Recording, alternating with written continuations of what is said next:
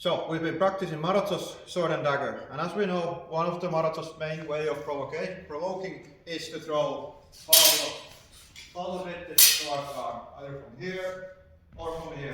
And the point is, of course, to provoke the opponent until they get tired of it and attack me. Okay? And then we'll be ready with our counter. So this is what we do most of the time with Marozzo's plays. But let's look today how to counter the Marozzo's provocation game. First option is that if Henka is trying to provoke me with the falsi, touch my arm to get me to attack. Okay? So one thing is, of course, just to move around, make Henka move so he can use the falsi to provoke me and just change the game. But if I want to counter the falso specifically, so when Henka throws the cut, okay? If I see the tempo and Henka starts to get a bit predictable here, okay, I can go at the same time parrying it and throwing a thrust. Okay, so when Henka provokes, okay, catch it with the dagger, passing forward, pushing a thrust. Of course, if Henka parries it, the play begins. Okay, another option when Henka provokes me here is, of course, to move offline out of the reach of the falso and throw a cut, either up or down. Yeah? So this. You can move around a bit. Henka throws the falsi. I try to see my moment. Oh, not like this. Try to see my moment. And attack with either thrust or one lift up, high or low. Yeah? Like so.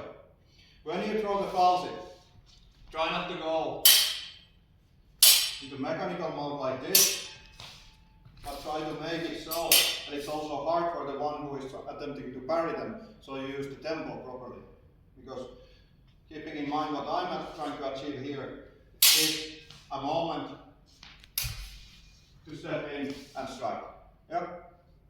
But this one is the defender's exercise. Go! Okay, another option how to deal with the opponent spamming or trying to provoke with the falso.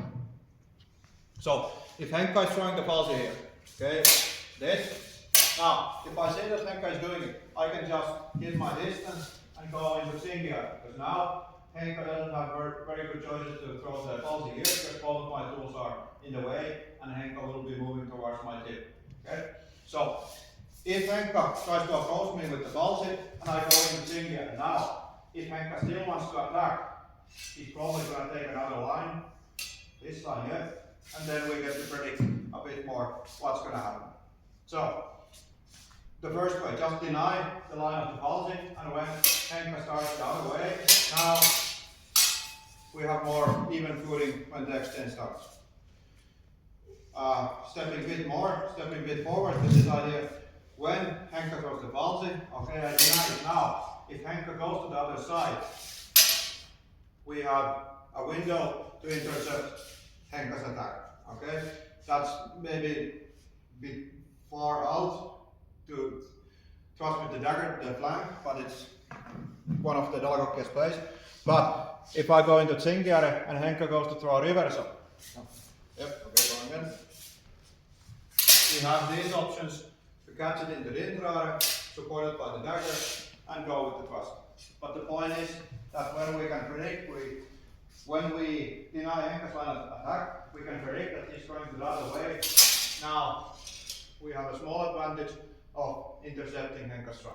Of course, if Henka parries this, now the exchange will go on. Yeah. So deny with Tsingiare and wait for the attack, or deny with Tsingiare and take the tempo with counter. Yeah? Be a bit creative, or maybe not creative, but think what you know, the counters for reversal and so on, and practice. If you cannot come up with a proper answer, ask for me. Go! Okay, so let's make these two counter moves in exercise. So we're going to do 3 plays. Every exchange begins in the same way. Henka is going to throw me falsi. I'm going to parry them, okay, and then I'm going to open up with the thrust, or mandrito.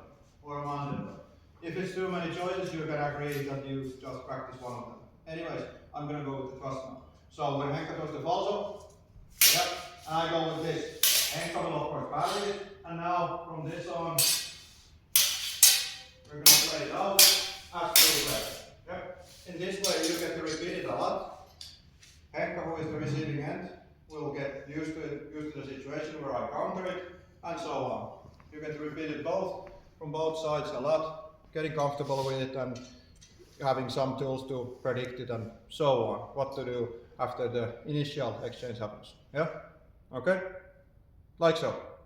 Let's go.